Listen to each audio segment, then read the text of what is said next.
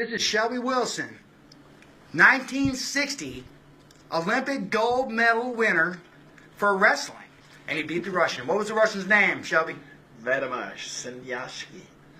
We're going to have some pictures on our website about Shelby. I'm pretty proud of Shelby. Well, anyway, Shelby, I want to ask you a couple questions. So, where do you live at?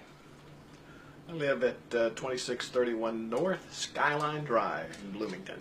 Okay. And that's north side by Marsh North, correct? Yeah, right. Okay. Did you have any idea that you had any kind of damage to your home? Not really. I didn't even think about it, really. Okay, and then so when I Yes. came up and spoke to you and said, hey, let me take a look at your roof, Shelby. Let me see if you got any hail damage, because there was some storms here recently.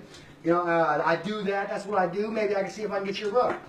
And you let me do it. You humored me. Did you think that there was any chance that you were going to get a roof? Not really, because the roof was, it wasn't a new roof. And, you know, I'm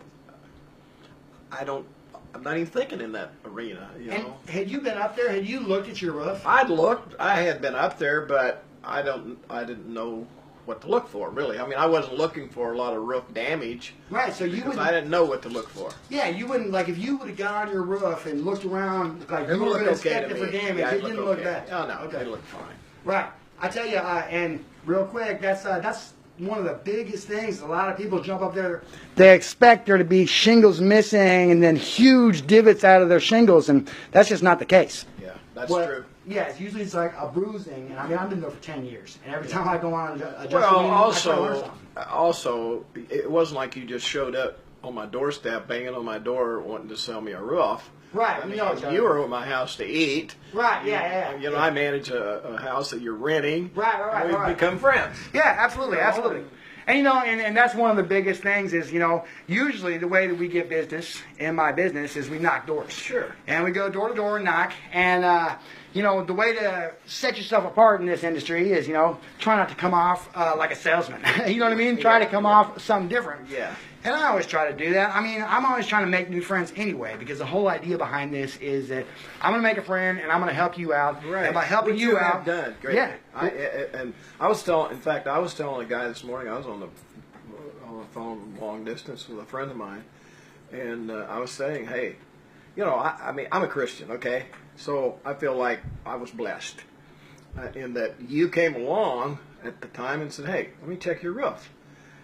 And, you know, here I am, I'm 78 years old, okay? Well, I helped put that roof on, my son-in-law, but I'm thinking, when I get to the point that has got to be a new roof, I'm not going to be able to probably help put that roof on.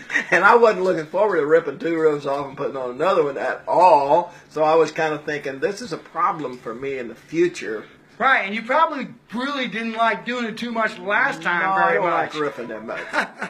Okay, so anyway, so I looked at your roof, and then what? So I told you, I kind of walked you through the process. We made a phone call. We called. Actually, I think I left. I think actually Gretchen made me some dinner. And so I stayed and ate, and I told you what to do. He's taking a pause for a phone call.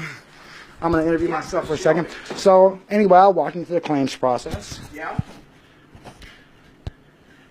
I walked into the claims process, and Right. I told him to get me the claim number and the adjuster's name and the time that the adjuster would be out here. And I explained to him what they would ask him, and, you know, just kind of gave him an overview of what to expect when he called in the claim. And he called me back a few days later with an adjuster meeting. I met the adjuster out here, and the adjuster bought the roof.